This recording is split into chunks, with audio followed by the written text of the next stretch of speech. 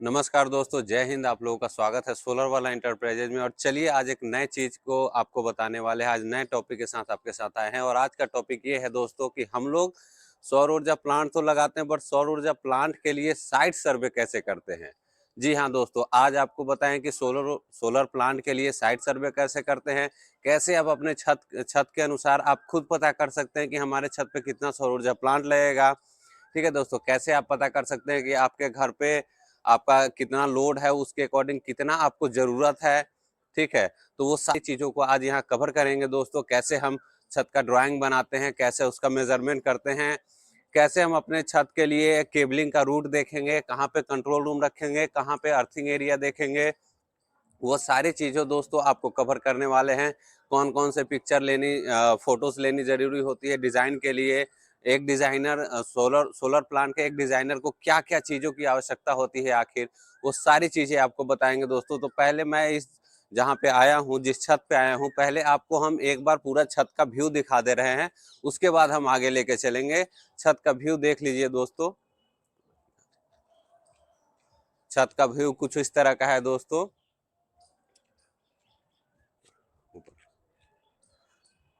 देख लीजिए दोस्तों, छत का व्यू कुछ इस तरह का है।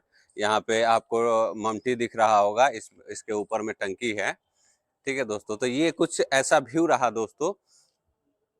ठीक है, तो चलिए अभी आपको बताते हैं कि ये तो आप व्यू देख लिए। अब इस चीज को हम अपने उसका ड्राइंग कैसे करेंगे। ठीक है, और कैसे मेजरमेंट करेंगे और कैसे पता करेंगे कि हमारा सौर ऊर्जा प्लांट किस तरह से लगेगा, मतलब कौन से फेसिंग में लगेगा, कितना एरिया कवर करेगा, नहीं एरिया कवर करेगा। ठीक है दोस्तों, तो आ जाइए मेरे साथ। अब आपको हम ड्राइंग पे दिखाते हैं सब चीजें। जैसा कि दोस्तों आप इस ड्राइंग पे देख पा रहे होंगे कि जो मैंने अभी आपको छत का दिखाया है, सेम उसी छत का मैंने ऑलरेडी से ये ड्राइंग बना के रखा है दोस्तों। ड्राइंग अगर आप ऐसे देख के, अगर मान के चलिए आपका छत ज्यादा बड़ा है या कोई आप कॉमर्शियल बिल्डिंग्स पे गए हैं, किसी कॉलेज पे गए हैं, तो जनरली कॉलेज वगैरह की छत काफी बड़ी होती है। ठीक है, तो ये तो छोटी छत है, तो आप एक जगह से देख लिए। लेकिन बड़ी छतों पे आप क्या करिएगा दोस्तों कि आपको ड्राइंग बनाने में काफी दिक्कत होगी, तो आप गूगल मैप से दोस्तों, आप गूगल मैप से भी जब मैप ऑन करिएगा, जैसे हम आपको दिखा रहे हैं दोस्तों।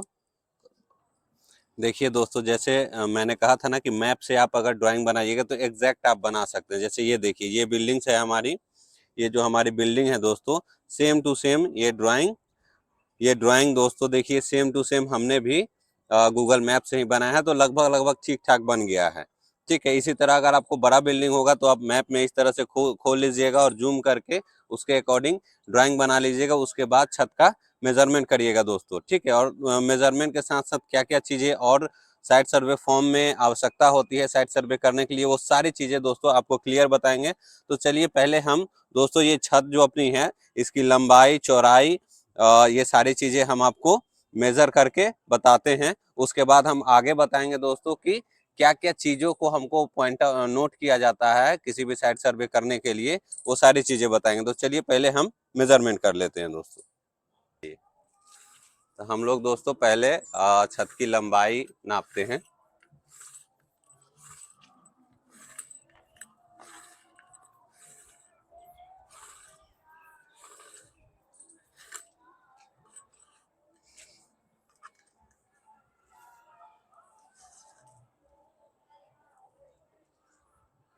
जी हाँ दोस्तों, इसकी लंबाई भी आपकी है लगभग 14.5 मीटर।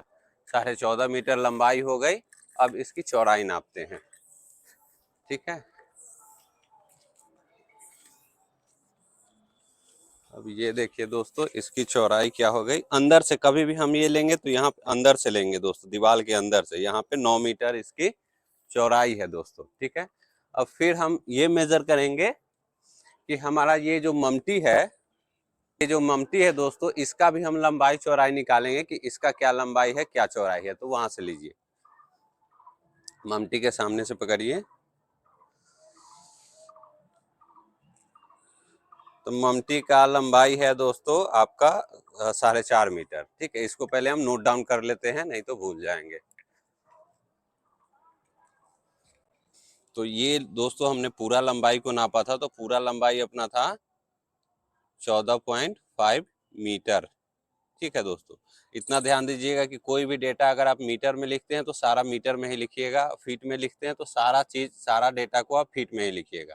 ठीक है दोस्तों, और ये जो हम चौड़ाई मापे थे, ये चौड़ाई दोस्तों हमारा कितना हो रहा था, 9.5 मीटर।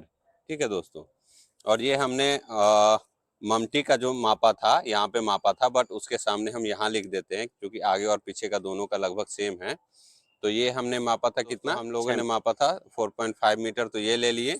अब बच गया क्या, ये बच गया, और ये हमारा मेजरमेंट बच गया, तो वो भी नाप के हम एक बार लिख के फिर आपको हम आगे वीडियो पे ले चलते। जी हाँ दोस्तों, देखिए तो अब आपको हम पूरा मेजरमेंट लिख लिए हैं। ये पूरी लंबाई छत की हो गई 14.5 मीटर। ये यहाँ पे देख लीजिए चौड़ाई हम देख लिए कितना है, 10.8 मीटर। ठीक है, इधर से आपका चौड़ाई थोड़ी सी कम है, 9.5 मीटर। ममटी का लंबाई कितना है, 4.5 मीटर है। और ये जो हमारा वाल है, इससे लेके यहाँ तक की दूरी कितनी है, यानी ममटी जहाँ जहाँ स्टार्ट खत्म हो रही है उससे उसके बीच की कितना गैप है, तो वो 6.5 मीटर है दोस्त। इसी तरह लगभग हमने पूरा मेजरमेंट ले लिया है। साथ में यहाँ पे देखिए दोस्तों, हमने दिशा भी मेंशन कर दिया है कि ये साउथ दिशा है, ईस्ट दिशा है, वेस्ट है और नॉर्थ है। तो दोस्तों जब भी हमारा सोलर प्लांट लगता है वो हमेशा साउथ दिशा में लगता है, यानी कि जो हमारा सौर ऊर्जा प्लांट लगेगा वो कुछ इस एरिया में लगेगा दोस्तों। ठीक है दोस्तों, तो इस एरिया में लगेगा हमारा सौर ऊर्जा प्लांट, तो अप्रोक्स हम अंदाजता निकालेंगे। और ये एरिया दोस्तों थोड़ा सा हम छोड़ दिए हैं, ये अप्रोक्स 0.2 मीटर है। तो इसको भी हम लोग को दर्शाना होता है, जब हम साइट सर्वे करते हैं तो सारी चीज़ों को दर्शाना होता है, और उसके अकॉर्डिंग डिजाइनर हमको बता के देता है कि कौन कौन से एरिया में सौर ऊर्जा प्लांट लगेगा, या आप खुद से एक अप्रोक्स अंदाजता निकाल सकते हैं जो दोस्तों। जैसे कि यहाँ पे आप देखिए 14.5 मीटर है, ठीक है, तो 14.5 मीटर ये लंबाई है, तो पूरा 14.5 मीटर में हम सोलर प्लांट इंस्टॉल नहीं करेंगे। इसमें हम क्या करेंगे, 2x5 का 2 टेबल लगाएंगे, यानी कि 10 मीटर हम एरिया कवर करेंगे, 4 मीटर एरिया अप्रोक्स छोड़ेंगे। क्योंकि हमारा देखिए दोस्तों पैरापिट भी है, ये जो आप देख रहे हैं, ये जो देख रहे हैं इसको बोलते हैं दोस्तों पैरापिट। एक चीज समझ लीजिए, इसको हम बोलेंगे पैरापिट। पैरापिट मतलब छत के साइड में जो बाउंड्री लगी होती है उसको हम लोग पैरापिट बोलते हैं। ये जो हमारी हो गई, ये ममटी हो गई। ठीक है दोस्तों, और अगर इस तरह का कोई छड़ निकला हुआ है तो उससे तो विशेष दिक्कत है नहीं, बट अगर जो पिलर ढला हुआ है तो उस चीजों को भी हम जो भी सर्वे रिपोर्ट है उसमें मेंशन करेंगे कि हाँ यहाँ पे एक पिलर है, वहां से दीवार से कितनी अंदर पिलर है, इस इधर वाली दीवार से कितनी अंदर है और इधर वाली दीवार से कितनी अंदर है, और पिलर का लेंथ क्या है, विड्थ क्या है, सब चीज उसको मेंशन करके देते हैं दोस्तों, ताकि जब डिजाइन हो तो उसी के अकॉर्डिंग डिजाइन हो दोस्तों। ठीक है, और जनरली जो भी कंट्रोल रूम होता है दोस्तों, हम लोग ममटी के अंदर ही कंट्रोल रूम बनाते हैं। जो भी इन्वर्टर वगैरह लगना होता है तो हम लोग ममटी के अंदर ही कंट्रोल रूम बनाते हैं। जैसे यहाँ पे अगर हम आपको दिखाएं दोस्तों, तो यहाँ पे आप देख रहे हैं कि सामान से कुछ भरी पड़ी हुई है, बट जब हम सोलर प्लांट लगाएंगे तो यहाँ से हम स्पेस खाली करके और इस स्पेस का हम यूटिलाइज कर सकते हैं दोस्तों। ठीक, यहाँ पे देखिए दोस्तों, ये जो हम ममटी तो शो कर दिए, इसका हमको हाइट भी मेंशन करना होता है कि कितना हाइट है, तो अराउंड इसका 3 मीटर हाइट है दोस्तों। तो यहाँ पे हम शो करेंगे कि हाँ 3 मीटर हाइट है। और एक और चीज शो करेंगे कि यहाँ पे कंट्रोल रूम अगर हम दीवार के इस साइड लगा रहे हैं तो यहाँ पे हम शो करेंगे कि यहाँ पे इन्वर्टर, यहाँ ACDB और यहाँ पे DCDB। तो यहाँ पे हम इस चीज को मेंशन करते हैं। ठीक है, इस चीजों को मेंशन करेंगे कि हाँ यहाँ पे हमारा कंट्रोल रूम बन सकता है, और उतना एरिया हमारे पास उपलब्ध है कि यहाँ पे हम कंट्रोल रूम बना सकते हैं दोस्तों। तो इस चीज को भी मेंशन करेंगे, और साथ ही अर्थिंग का एरिया किस साइड है। जैसे ये आपका प्लॉट है तो मान चलिए यहाँ पे जो इनका प्लॉट है वहाँ पे इस एरिया में अर्थिंग के लिए स्पेस खाली है, तो हम यहाँ पे अर्थिंग के लिए भी 3 अर्थिंग होती है दोस्तों एक सोलर प्लांट में। मतलब ऑन ग्रिड सोलर प्लांट का ऑन ग्रिड या ऑफ ग्रिड में 3 अर्थिंग होती है, रूफटॉप सोलर प्लांट का बात कर रहे हैं। तो हम यहाँ पे तीनों अर्थिंग पॉइंट जो है इसको भी हम लोग दर्शाएंगे, और इसको नोट करके लिख देंगे कि हाँ ये है हमारा अर्थिंग पॉइंट। ठीक है दोस्तों, इससे क्या होगा, अर्थिंग पॉइंट लिखने से जो भी हमारा डिजाइनर कैलकुलेट करेगा तो वो वायर का प्रॉपर कैलकुलेशन आपको बता देगा, या हम भी आगे सर्वे फॉर्म में बताएंगे कि वायर का कैलकुलेशन कैसे करते हैं और कितना अप्रोक्स होना चाहिए दोस्तों। ठीक है, तो चलिए ये तो हो गया ओवरऑल आपका सर्वे रिपोर्ट। ठीक है। अब इसमें अगर हम सौर ऊर्जा प्लांट लगाने की बात करें तो वो हम सौर ऊर्जा प्लांट कैसे लगाएंगे, वो कंज्यूमर का कितना रिक्वायरमेंट है उसके अकॉर्डिंग लगाएंगे। मान के चलिए हम जिस घर पे आए हैं उस कंज्यूमर का रिक्वायरमेंट है 500 वाट का सोलर पैनल लगाना चाहते हैं और 3 किलोवाट क्षमता का सोलर ऊर्जा प्लांट लगाना चाहते हैं। तो 500 वाट का अगर एक सोलर पैनल वो यूज करेंगे तो टोटल उनको 6 सोलर पैनल लगाना है। तो 6 सोलर पैनल का क्या है लेंथ, अगर लेंथ और विड्थ अगर देखें तो टोटल हमको 2x3 का अगर हम टेबल लगा देते हैं दोस्तों, तो 2x3 का टेबल लगाने में हमारा क्या है 6 सोलर पैनल लगनी है। तो इधर से ये एरिया हम ले लेंगे, चूंकि यहाँ मेरा पूरा फ्री एरिया है तो ये एरिया हम इधर से कवर कर सकते हैं दोस्तों। यहाँ से हम अगर 3 मीटर भी लेते हैं, 3 क्या 4 मीटर भी अगर इधर से लेते हैं और 2x3 का प्लांट लगाते हैं, यानी कि दोस्तों यहाँ पे हम रफ में आपको बता दें 2x3 का प्लांट का मतलब होता है दोस्तों कि ये आपका एक टेबल हो गया और यहाँ पे ये देखिए ये आपका 6 पैनल हो गया, पैनल 1 2 3 4 5 6। तो इसी को कहते हैं 2x3 का टेबल। इसी में अगर ये चार पैनल और जुड़ जाएंगी यहाँ से तो इसको बोलेंगे 2x5 का टेबल। ठीक है, अगर ये पूरा हट जाएगी तो इसको बोलेंगे 1x5 का टेबल और ये भी दोनों हट जाएगी तो 1x3 का टेबल बोलेंगे। तो उसी के अकॉर्डिंग 6 पैनल के लिए इनका 2x3 का टेबल परफेक्ट है, या 1x6 के टेबल में भी जा सकते हैं, बट 2x3 का स्टैंडर्ड ठीक है। इनका ज़्यादा इधर से एरिया भी नहीं कवर करेगा और इजिली हो भी जाएगा। अगर इनका रिक्वायरमेंट ज़्यादा होगा तो उसके अकॉर्डिंग हम लंबाई चौड़ाई के हिसाब से बता सकते हैं, कैलकुलेशन निकाल सकते हैं दोस्तों। ठीक है, तो चलिए उसके और आगे हम बात करते हैं कि आगे किन किन चीज़ों का हम ध्यान देते हैं और साइट सर्वे रिपोर्ट में क्या क्या भरा जाता है दोस्तों। ठीक है, सबसे पहला अगर यहाँ पे आप देख लीजिए कि ये है साइट सर्वे रिपोर्ट। ठीक है दोस्तों, तो इसमें सबसे पहला चीज भरेंगे नेम ऑफ साइट्स। ठीक है, तो जैसे नेम ऑफ साइट्स में हम डाल दे रहे हैं अपना नाम डाल दे रहे हैं सोलर वाला इंटरप्राइजेस। ठीक है दोस्तों, इंटरप्राइजेस।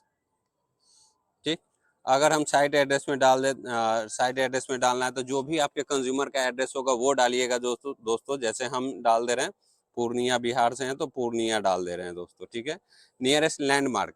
जी हाँ दोस्तों, अगर आप कहीं साइट सर्वे करने जा रहे हैं तो नियरेस्ट जो फेमस चीज हो, जो लैंडमार्क हो, जैसे कहीं पे आपको टावर मिल जाएगी, कहीं पे आपको सामुदायिक भवन मिल जाएगी, कहीं पे गवर्नमेंट हॉस्पिटल मिल जाएंगे, कहीं रेलवे स्टेशन मिल जाएंगे, तो वो नियरेस्ट लैंडमार्क दोस्तों डाला जाता है। या कहीं पे बस स्टैंड मिल जाएगी तो हम यहाँ पे आपको जानकारी के लिए बस स्टैंड डाल दे रहे हैं, बस स्टैंड पूर्णिया। या अगर आसपास में कोई स्कूल है कॉलेज है तो उसका भी नाम आप डाल सकते हैं। करेंट कॉन्टैक्ट पर्सन का नेम, तो जो भी वहाँ पे साइट पे करेंट कॉन्टैक्ट पर्सन होंगे उनका नाम यहाँ पे डालिएगा। जो भी अगर मान के चलिए कि शिवम कुमार है तो शिवम कुमार, उनका जो भी कॉन्टैक्ट नंबर है वो डालिएगा, 123456 जो भी है वो डालिएगा दोस्तों।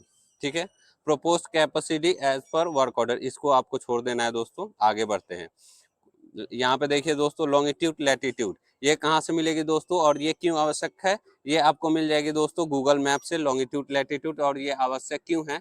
क्योंकि बाई चांस आपके डिजाइन में थोड़ा सा भी मिस होगा और अगर आप साइट का डिजाइन, ये तो छोटी साइट है, बड़ी साइट अगर होती तो उसका साइट का डिजाइन अगर आपका डिजाइनर से करवा रहे हैं, ठीक है, तो उस कंडीशन में वो सिर्फ आपका लॉन्गिट्यूड लैटिट्यूड डालेगा यहाँ पे।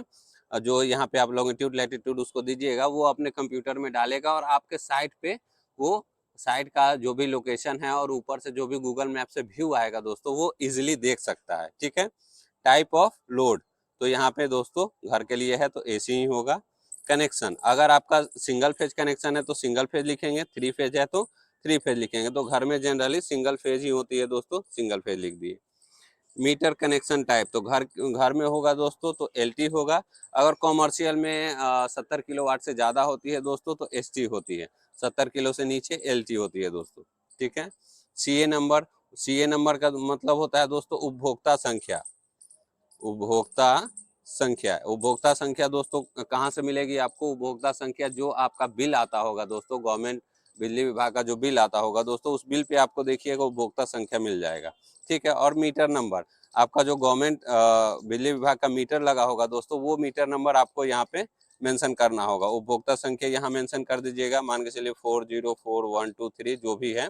फिर मीटर नंबर जो भी आपका है XYZ उसको मेंशन कर दीजिएगा दोस्तों। सैंक्शन लोड कितना है दोस्तों, हाँ ये चीज़ थोड़ी सी ध्यान देने वाली है कि सैंक्शन लोड अगर आपका 0.3 किलोवाट है, गवर्नमेंट का कनेक्शन में 3 किलोवाट का सैंक्शन लोड है, तो आप दोस्तों 3 किलोवाट का ही सौर ऊर्जा प्लांट लगा सकते हैं। अगर आप 5 किलोवाट का सौर ऊर्जा प्लांट लगाना चाहते हैं तो आपको पहले अपना सैंक्शन लोड बढ़वाना पड़ेगा दोस्तों। वो ऑनलाइन भी बढ़ता है या आप अपने बिजली विभाग से आवेदन देके संपर्क करके बढ़वा सकते हैं दोस्तों, ठीक है।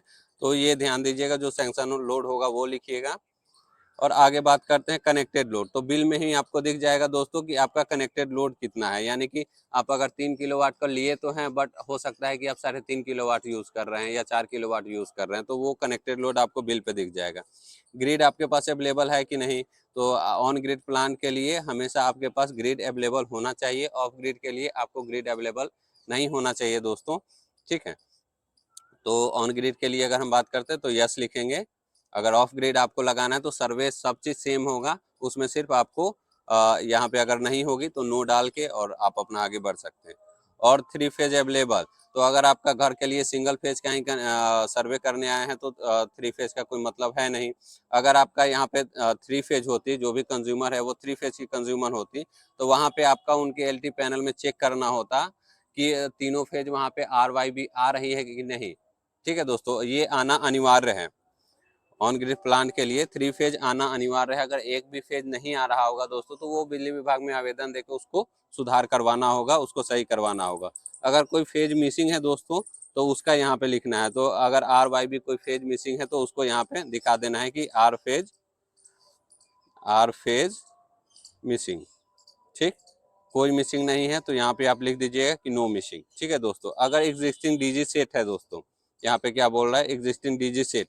अगर डीजी सेट आप कमर्शियल लेवल पे डीजी सेट बहुत लोग रखते हैं, तो डीजी सेट है तो उसको यहाँ पे दीजिएगा कि 100 kVA का डीजी है या कितना का क्या है, उसका स्पेसिफिकेशन डालिएगा, जैसे वो किस कंपनी का है, वो सारी चीज़ें महिंद्रा का है या आपका किर्लोस्कर का है, वो सारी चीज़ें यहाँ पे दीजिएगा दोस्तों। और एक छूट गई, LTDB प्रेजेंट और नॉट प्रेजेंट, तो ये भी देखिए कि LTDB कंज्यूमर के पास प्रेजेंट है कि नहीं। अगर प्रेजेंट है तो प्रेजेंट लिखिएगा, नॉट प्रेजेंट है तो नॉट प्रेजेंट। LTDB मतलब एक जो भी मीटर होती है, जब हम पोल से लिए मीटर में आया कनेक्शन, लाइन का कनेक्शन, उसके बाद हमारा LT पैनल में कनेक्शन जाता है जहाँ पे आपका चेंजर और MCCB वगैरह लगी होती है, तो वो चीज़ है कि नहीं, वो चीज़ देखना होता है। प्रेजेंट है तो प्रेजेंट, नहीं प्रेजेंट है तो नॉट प्रेजेंट, ठीक है दोस्तों। रूफ टॉप कंडीशन आप यहाँ पे देखिए, यहाँ पे देखिए दोस्तों, roof condition of solar power plant installation. तो इस चीज़ को भी ध्यान दिया जाता है कि रूफ का कंडीशन अच्छी होनी चाहिए, ज़्यादा पुरानी रूफ नहीं होनी चाहिए और मतलब जर्जर रूफ नहीं होनी चाहिए कि सोलर प्लांट लगाने गए, पता चला कि लगाना है सोलर प्लांट ऊपर में और छत को लेके हम लोग आ गए नीचे, ठीक है। तो ऐसा नहीं होना चाहिए कि आप हमारा जो सोलर प्लांट है उसमें वेट होता है, तो वेट को वो सह सके, लोड को वो सह सके, इस चीज़ को ध्यान दिया जाता है, ठीक है दोस्तों। यहाँ पे टोटल एरिया ऑफ रूफ लिखेंगे इन स्क्वायर mm में, आप मीटर में भी लिख सकते हैं, ठीक है। तो टोटल एरिया हम यहाँ से निकालेंगे, लंबाई गुने चौड़ाई करके उसको निकाल के यहाँ पे मेंशन करेंगे कि हाँ इतना मीटर का वो है, ठीक। फ्री स्पेस कितना है, अगर हमारा शैडो फ्री एरिया है, मान के चलिए यहाँ पे तो हमारा पूरा शैडो फ्री एरिया है। अगर यहाँ पे कोई पेड़ होती, यहाँ पे एग्जाम्पल के तौर पे मान लीजिए कोई पेड़ होती, उसका छाया कुछ इस एरिया में पड़ रहा होता, ठीक है, तो उस एरिया में हम सोलर प्लांट कभी नहीं लगाएंगे दोस्तों। शैडो वाले एरिया में सोलर प्लांट कभी नहीं लगाया जाता है, तो इस चीज़ का भी ध्यान दीजिएगा दोस्तों। अब हम आगे बढ़ते हैं, free space of control room. तो कंट्रोल रूम के लिए आपको बहुत ज़्यादा ऑन ग्रिड का अगर बात करें और 3 या 5 किलोवाट के लिए तो ज़्यादा का आवश्यकता नहीं होती है दोस्तों। अगर 5x5 मीटर का भी आपके पास एरिया है, 5x5 तो ज़्यादा हो गई, अगर 5x3 या 4 भी है तो सफिशियंट है, ठीक है दोस्तों। अर्थ फिट पोजीशन आपके पास अर्थिंग के लिए स्पेस अवेलेबल है दोस्तों कि नहीं अवेलेबल है, उस चीज़ को हम यहाँ पे डिनोट करेंगे। अगर अवेलेबल है अर्थिंग के लिए स्पेस तो ओके लिखेंगे, नहीं अवेलेबल है तो नॉट ओके लिखेंगे दोस्तों, ठीक है। एज ऑफ बिल्डिंग, कितना साल का बिल्डिंग है, इस चीज़ को भी मेंशन करना है। 5 साल का है, 25 साल का है, 50 साल का है, जितना पुराना आपका बिल्डिंग है वो आप अपने कंज्यूमर से बात करके उनसे पूछ के यहाँ पे आप लिख सकते हैं। एक्सेस ऑफ रूट मतलब कि छत पे जाने का आपको, एक्सेस मतलब छत पे जाने का आपको जगह है कि नहीं, मतलब सीढ़ी वगैरह है कि नहीं, तो वो चीज़ लिखिएगा। सीढ़ी नहीं होगा तो नो लिखिएगा। जैसे गवर्नमेंट बिल्डिंग्स पे बहुत जगह पे पुराने जो गवर्नमेंट बिल्डिंग्स है वहाँ पे आपको सीढ़ी नहीं मिलेगी दोस्तों, तो वहाँ पे नो लिखिएगा, या जहाँ पे सीढ़ी है वहाँ पे यस लिखिएगा। रूफटॉप हाइट ऑफ मीटर, ये रूफटॉप हाइट ऑफ मीटर मतलब कि जैसे ये हमारा जो छत है, यहाँ से हम क्या करेंगे दोस्तों कि सिंपल जो हमारा मेजरिंग टेप है उसको हम गिरा लेंगे छत से नीचे तक, और उससे मेजर कर लेंगे कि हमारा 5 मीटर का छत का हाइट है या 10 मीटर का है।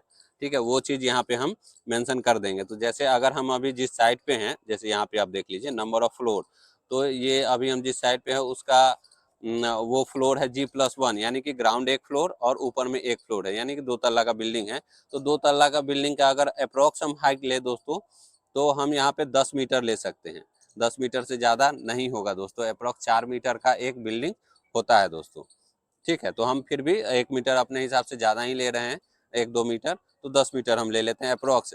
और अब अगर आपको एक्यूरेट चाहिए तो आप मीटर गिरा लीजिए दोस्तों। पैरापीट हाइट देखिए, मैंने अभी कुछ देर पहले बताया था कि पैरापीट को भी मेंशन किया जाता है, और उसका जो हाइट है दोस्तों, ये रहा पैरापीट, ऐसे ये जो मैंने पहले भी बात किया था, इसको हम लोग पैरापीट बोलते हैं। तो इसका हाइट भी मेंशन करना होता है दोस्तों। तो इसका हाइट यहाँ पे 0.8 मीटर है, वो हमने मेजर करा था, तो वो चीज़ हम यहाँ पे डिनोट कर देंगे। वो ये भी काफ़ी इंपॉर्टेंट है, क्योंकि अगर 1.8 मीटर है तो हम पूरी सटा के सोलर पैनल नहीं लगा सकते हैं मतलब पैरापीट में। उसके पैरापीट और सोलर प्लांट मॉड्यूल जो लगाएंगे उसके बीच में कुछ गैप होना चाहिए, ताकि पैरापीट का जो शैडो है वो आपके सोलर प्लांट पे ना आए दोस्तों। ठीक है, ये कुछ अदर इंफॉर्मेशन है, जैसे एक्सेस ऑफ साइट, साइट पे जाने का रास्ता है कि नहीं, तो जनरली रहता ही है, यस डाल दीजिए। Distance site from main road, तो मेन रोड से कितना डिस्टेंस है, तो मान के चलिए 1 किलोमीटर है या 2 किलोमीटर है, वो अपने हिसाब से आपके साइट के हिसाब से आप लिख दीजिएगा। वेदर द बिल्डिंग रेंट और गवर्नमेंट, मतलब ये रेंट पे जो भी कंज्यूमर लगाना चाहते हैं वो रेंट पे रहते हैं, कैसे रहते हैं वो यहाँ मेंशन करिएगा। अगर उनका अपना है तो ओन्ड लिख दीजिएगा। ठीक है, दोनों में ओन्ड लिख दीजिएगा। ठीक है, whether the building is owned by beneficiary या डिपार्टमेंट, तो मान के चलिए बेनिफिशियरी यानी कि जो आपका कंज्यूमर का है उन्हीं का है, तो यहाँ पे ओन्ड लिख दीजिएगा, मतलब उन्हीं का बिल्डिंग है।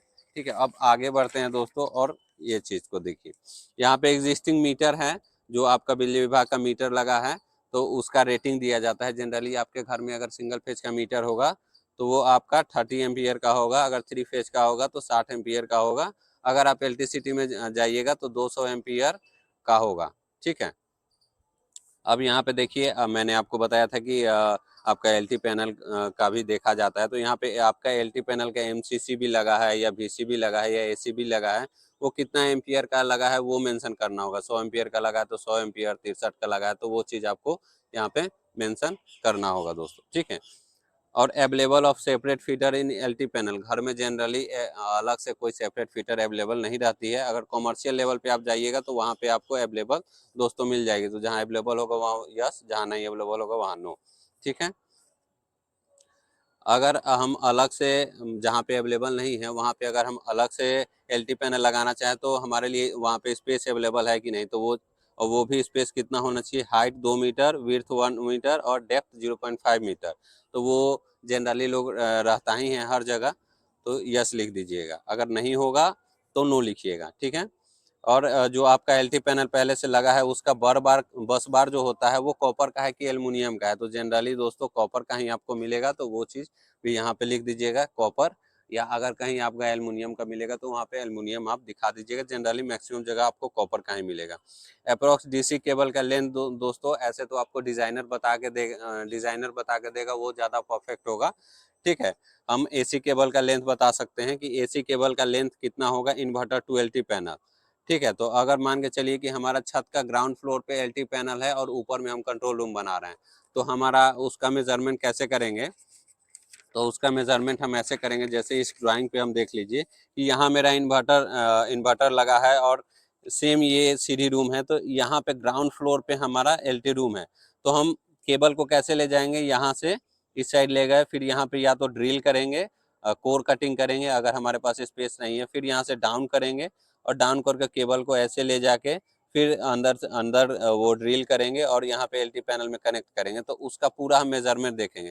जैसे यहाँ से हम ले जाएंगे तो मान लीजिए 4 मीटर का हमारा ये ममटी है, तो 4 मीटर यहाँ ले लिए, ड्रेसिंग व्रेसिंग में 1 मीटर हम एक्स्ट्रा लेके चलते हैं कि ड्रेसिंग करने में, केबल को सही से वो करने में 1 मीटर एक्स्ट्रा, यानी कि हम 5 मीटर यहाँ मान लिए, 10 मीटर हमारा बिल्डिंग का हाइट है तो 10 मीटर वो मान लिए, 5, 10, 15, फिर 4.5 मीटर का ये बिल्डिंग का ये है चौड़ाई, तो यहाँ हम 4.5 मान लिए, तो 15, 4.5, 19.5 हो गया, हम 20 मान लिए, ठीक है। और फिर यहाँ से फिर हमको अंदर लाना है कोर कटिंग करके, तो ये भी 4 मीटर का है, तो 20, 4, 24, 24 के जगह हम 1-2 मीटर बढ़ा लेते हैं कि हो सकता है नीचे से ले आए, फिर नीचे से हमारा एलटी पैनल हाइट पे है तो 2-4 मीटर हो सकता है, 2 मीटर हाइट पे है, तो वो 2 मीटर भी हम लोग यहाँ पे कैलकुलेट करेंगे, यानी कि हम कितना जोड़े थे, 20, 4, 24, 24 और 2, 26, 26 में हम 28 या 30 मीटर हम लिख देंगे, ताकि हमारा उस समय जब हम हमारा जो भी बंदा है साइड का काम करने, उस समय उसको दिक्कत ना हो, तो यहाँ पे हम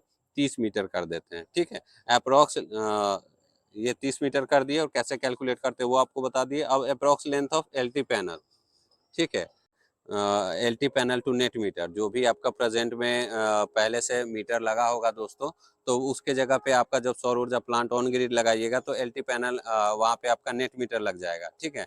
तो ये पूछ रहा है कि एलटी पैनल से नेट मीटर की दूरी क्या है, तो वो यहाँ पे जो भी आपका 5 मीटर या 7 मीटर है, 10 मीटर है, वो यहाँ मेंशन कर दीजिएगा। फिर अप्रोक्स लेंथ ऑफ अर्थिंग पूछ रहा है दोस्तों, ठीक है। 3 अर्थिंग होती है दोस्तों, डीसी का एक, एसी का एक और एलए का एक, ठीक है। तो एलए हमेशा हम लोग हमें सबसे हाइट पे देंगे, जैसे यहाँ पे हमको अगर एलए लगाना हो तो हम लोग ऊपर में लगाएंगे, ये ममटी के ऊपर में लगाएंगे कहीं पे, ठीक है दोस्तों। तो एलए सबसे हाइट पे देते हैं, तो अगर हमें एलए का अर्थिंग का कैलकुलेशन करना होगा तो हमारा बिल्डिंग का हाइट कितना था, 10 मीटर, और ऊपर से ममटी का हाइट हमारा कितना है, 3 मीटर, तो 10, 3, 13, यानी कि हम 15 या 16 मीटर हम लोग एलए का अप्रोक्स लेंथ मांग रहा है, तो एलए का हम लेंथ दे देंगे 15 मीटर, 15 मीटर, ठीक है। उसके बाद रहा एसी का लेंथ, एसी का मांग रहा है, तो एसी हम लोग कहाँ एसी हम लोग कहाँ दे रहे हैं, अपना कंट्रोल रूम दोस्तों, यहाँ पे देखिए हम लोग यहाँ पे एसी का यहाँ पे दे रहे हैं, ठीक है।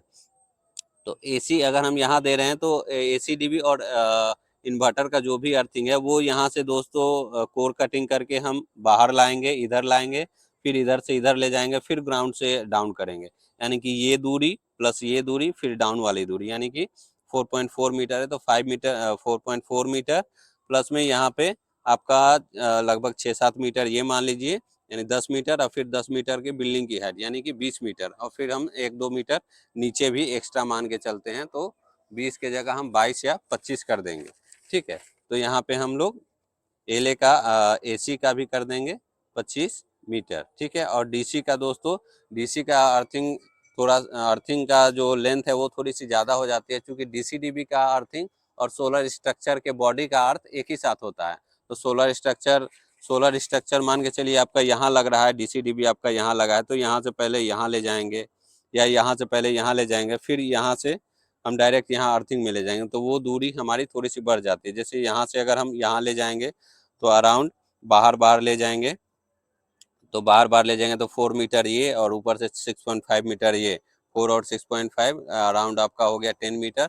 10 मीटर के बाद फिर यहाँ से स्ट्रक्चर में ले जाएंगे 2-3 मीटर ये, 2 मीटर ये मान लीजिए, ये 1 मीटर, 12 मीटर, फिर 12 से फिर यहाँ से आपको यहाँ आना है, फिर 10 मीटर डाउन लेना है, यानी कि 12, 8 मीटर यहाँ मान लीजिए, 12 और 8, 20 मीटर, और 10 मीटर डाउन 30 मीटर, यानी कि 30 मीटर से हम थोड़ा सा ज़्यादा ही रखेंगे, यानी कि हम डीसी का रख देंगे दोस्तों 35 मीटर। तो ये रहा दोस्तों ओवरऑल आपका साइड सर्वे का डिटेल। और इसके बाद दोस्तों देखिए यहाँ पे क्या दिखा रहा है, यहाँ पे क्या दिखा रहा है, detail of hand sketch of each roof. अगर आपके पास 4 रूफ है दोस्तों, तो चारों का इसी तरह जैसे मैंने हैंड स्केच बनाया वैसे आपको हैंड स्केच बनाना होगा। साइड का पिक्चर लेना है दोस्तों, यानी कि छत का एक वीडियो बनाना है या एक फोटोज लेना है, ठीक है। एक फोटो नहीं, आपका रूफ का कई सारे फोटो ले लीजिएगा चारों तरफ से, कि आपको बाद में अगर 1 महीना बाद आप डिजाइन करने जा रहे हैं तो आप भूल ना जाए कि हाँ यार छत कैसा था, मुझे तो याद ही नहीं है। वीडियो फोटो रहेगा तो आप उस दिन भी उसको देखिएगा और उसके अकॉर्डिंग आप काम कर लीजिएगा दोस्तों, ठीक है। साइड पिक्चर में एलटी पैनल का भी पिक्चर लिया जाता है, आपका एग्जिस्टिंग जो मीटर है उसका भी पिक्चर लीजिएगा, कंट्रोल रूम का एरिया है उसका भी पिक्चर लीजिएगा, अर्थिंग का जो एरिया आपने सेलेक्ट करा है उसका भी पिक्चर लीजिएगा दोस्तों, ठीक है। इसके बाद हम बात करें तो existing LT panel and meter का एरिया जो मैंने कह रहा था, जैसे एग्जिस्टिंग एलटी पैनल जो भी लगा हुआ है एमसीबी या एमसीसीबी, उसका पिक्चर लीजिएगा। और जो मीटर पहले से लगा हुआ है सिंगल फेज या 3 फेज का जो है दोस्तों, तो उसका पिक्चर लीजिएगा। सारी डिटेल जानने के बाद आप अपने घर का भी अपने आप से आप अंदाजा लगा सकते हैं कि मेरे छत पे कितना सौर ऊर्जा प्लांट लगेगा, या आप अगर जो इंटरव्यू में जाना चाहते हैं या भविष्य में सोलर के फील्ड में काम करना चाहते हैं, तो आपके लिए मुझे उम्मीद है कि ये पूरी वीडियो देखने के बाद आप एकदम कंफर्म होंगे कि हाँ, हम कैसे मेजरमेंट करेंगे, कैसे क्या करेंगे, हर चीज कंफर्म होंगे दोस्तों, ठीक है। और एक और चीज का ध्यान रखिए कि जो भी केबलिंग होगा वो प्रॉपर ड्रेसिंग होना चाहिए दोस्तों। जो लोग भी सोलर लगवा रहे हैं वो ध्यान दीजिएगा कि प्रॉपर ड्रेसिंग होना चाहिए। और कंड्यूट पाइप में हर एक पाइप जाना, हर एक केबल जो है वो कंड्यूट पाइप के थ्रू जाना चाहिए। ऐसे नहीं है कि आप ऐसे ही लटका के छोड़ दिए। तो इन सभी चीज़ों का ध्यान रखिएगा। अर्थिंग 3 होना चाहिए, ये सारी चीज़ों का ध्यान रखिएगा दोस्तों। और वीडियो पर अंत तक बने रहने के लिए आपका बहुत बहुत धन्यवाद। अगर आपको इस वीडियो से लाभ मिला तो काइंडली इसको शेयर करिए अपने दोस्तों के साथ, जो लोग सोलर में काम करना चाहते हैं या जो लोग अपने घर पे सौर ऊर्जा प्लांट लगाना चाहते हैं और उसे समझ नहीं आ रहा है कि हम कैसे लगाएं, कितना लगेगा, कैसे कहाँ पे हम सोलर प्लांट लगाएंगे। तो वो सारी चीज़ें मुझे उम्मीद है कि इस वीडियो से आपको क्लियर हो गई होगी। फिर भी कोई प्रश्न अगर रह जाता है दोस्तों तो आप कमेंट बॉक्स में मुझे कमेंट करिए, मैं उसका आंसर देने का प्रयास करूंगा दोस्तों। जय हिंद, जय भारत।